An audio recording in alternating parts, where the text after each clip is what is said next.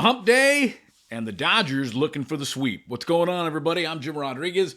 Welcome to the Wednesday here on Dodgers Latest. It's been a good week so far for the defending champs as they have extended and gotten back into first place in the National League West. Padres are being pesky, but while the Dodgers are trying to sweep the Reds, Padres are trying to sort of fight for their lives in Seattle. You can always hit me up right here, J-Rod Show, Instagram, and on X. And of course, you can comment, like, subscribe, give those thumbs up here on our YouTube channel. Getting close to that milestone in terms of episodes. And of course, love all the comments that we get from you as we continue to grow in the community. Yeah, we talked about this hot start, and no one has been any hotter than the kid, the 37-year-old, the Hall of Famer, 5-0 with a 1.88 ERA in the month of August.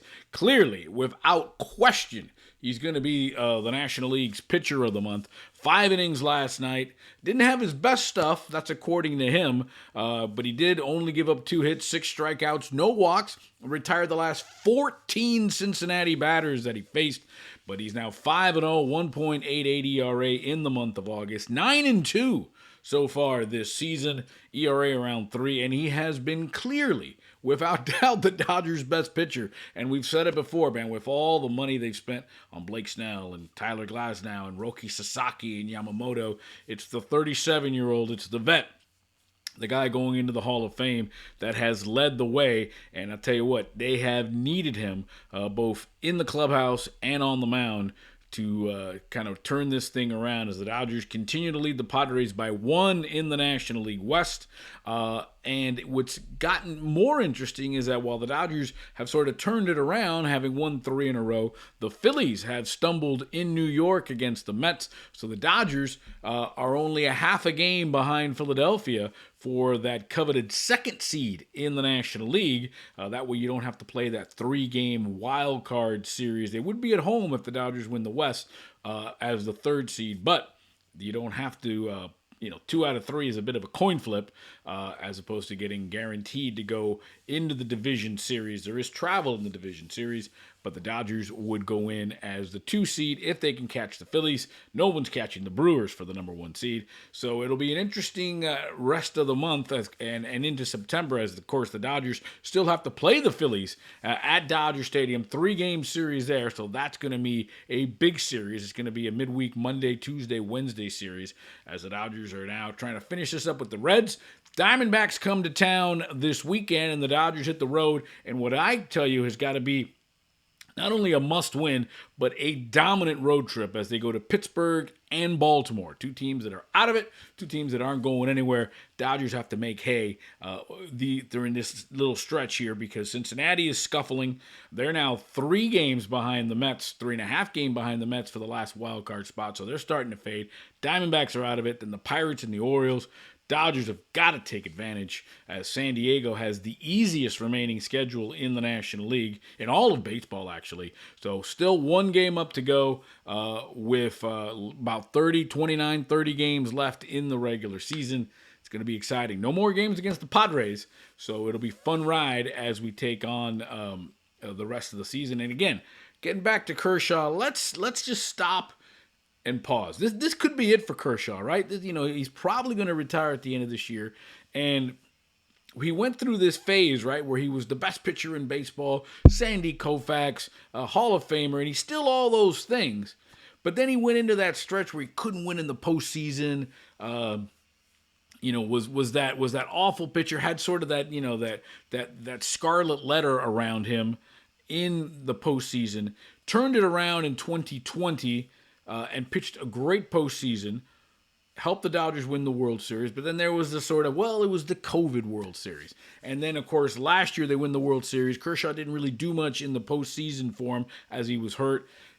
And again, that still is sort of, I don't know, there's still that sort of like little itch that they can't scratch with Kershaw. But I'll tell you what, the regular season that he's had, maybe the best regular season pitcher in Dodger history, but to be 5-0 in August at 37 years old, at the end of his career, and been the unquestioned best pitcher of this team, just tells you of the greatness of Clayton Kershaw, reinforces it maybe for a younger generation that never saw him pitch when he was Clayton Kershaw.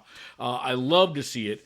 And leading by example, as always, as Clayton Kershaw with his 3 Cy Youngs, his MVP, and at the end of the day, with all due respect to Sandy Koufax and Drysdale and those guys, to me, the greatest pitcher to ever put on a Dodger uniform. I'd love to hear what you got to say about that in our comments. Meanwhile, the Dodgers have been hot last 3 games. They've won 3 in a row, and the bats are alive, right? 21 runs, 8 home runs the last 3 games, and they have looked like themselves again, right? They look like a team that is poised to make a run. They salvaged that last game against San Diego to avoid the sweep, scored 8 runs in that, have scored 13 runs in this series against the Reds, a team that was coming in here fighting for their playoff lives, trying to get into that last wild card. And it just seems like Dave Roberts got the team together and said, hey guys, you guys can hit. You guys can play baseball. You guys are the champs. Started 8-0, had a 9-game lead in this thing. You haven't forgotten how to play baseball. It's just to go out and do it. And they seem to be more relaxed. They're getting healthy. Mookie Betts is playing well. Freddie Freeman has found that stroke again, having a multi-home run game. Andy Pages has had a great series against the Reds. I had a 2-home run game on Monday. So it seems like they have started to turn it around. And again, this stretch of games, Cincinnati, Arizona, Pittsburgh, Baltimore, everybody should get well. Everybody should play baseball and play good baseball, championship baseball, and put a pressure on the Padres, who are now on the, they're hunting as opposed to being the hunted in the National League West. All right, Alex Vesia, as we get into some injuries, he had been the only guy in that bullpen that hadn't gotten hurt.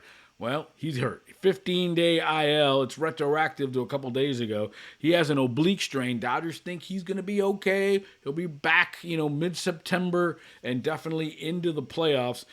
He had been a workhorse, right? Second on the team in appearances with 59. Alex Banda has the most. And he had an ERA of 2.75. Did a yeoman's effort. Actually closed some games. Tried to figure it out. He's going to step down for a second. Dodgers know that they're getting Michael Kopech. He looks like he could be ready to come off the 60-day IL today. Dodgers probably won't activate him. I'm hearing that they're going to wait till September 1st when the rosters expand to bring him up. We've seen the return of Tanner Scott. We've seen the return of Kirby Yates. Everybody seems to be getting healthy right at the right time. So Vesia is going to step down, 15-day IL, retroactive to a couple of days ago. It's an oblique strain. That's what got Max Muncy. And by the way, belated happy birthday to Max. He had his birthday on Tuesday. But Vesia will take a little bit of a break, well deserved, and the Dodgers will be ready to go and get him back by mid-September. A guy who's back is Kike Hernandez, right? Made his return last night at Dodger Stadium, 2 for 3, a run, an RBI in his return. Now he's hitting over 200 at 203. Had an elbow problem, thought he might have to have surgery to repair it. Turns out some rehab, some cortisone, got him back in the lineup. He played third base last night. That's what got me a little bit interested there. Played third base. It looked like he was going to play left field, but Dave Roberts chose to play him at third because he wanted Michael Conforto to have a back-to-back day after having a nice at-bats on Monday. Conforto did have a hit, but again, he'll still hitting 189, and the Dodgers are really going to have to make some tough decisions. Is Michael Conforto going to be on this team? I think he's here for the rest of the regular season, especially September 1st when the rosters expand. They'll have the room to keep him, even when Tommy Edman and Hussein Kim come back. The big question is, will he be on the playoff roster? Will he be on the division? If they go into the wild card round, will he be on the wild card? If he gets into the division series, each round you can change your roster around. It'll be interesting. I don't think Conforto will be on the playoff roster, just like I don't think Roki Sasaki, despite his rehab assignments. He's pitching well down in AAA. They're trying to get him to go up to 5 innings. I don't think he'll be on the playoff roster. They're thinking he might be back in a week or two to pitch down to stretch, which would be great. Maybe you use him as a maybe not as a starter, but maybe as a bulk guy, kind of what Justin Robleski has been. But those are two guys in Sasaki and Conforto that, I don't see them making playoff spots because I don't think they're ready for it, both mentally and physically, to help the Dodgers win a World Series. So I would love to hear what you got to say about Conforto. We know what we said before. You guys have felt that he should be long gone. Dodgers have kept him, and they keep keeping him. We'll see. Maybe Conforto is out in short series, and if they get to the League Championship Series, best of 7, World Series, best of 7, maybe they bring him back for that. But I don't know how you keep Michael Conforto on a playoff roster the way he's performed. I mean, at the end of the day, it's a results business. And speaking of results, Shohei Ohtani on the mound tonight as the Dodgers try to sweep the Reds, and he's been pretty bad his last 2 starts, right? He's gotten roughed up. Look at those numbers. 9 earned runs, 14 hits in his last 2 starts. That's equaled a total of 8 1/3 innings. You know, it's bound to happen. He got roughed up in Colorado, got roughed up in Anaheim before that. It'll be a second start against Cincinnati this year. He was pitching well against them. Was into the 4th inning of work, and that's the game. Remember, he left because he had cramps in his hip.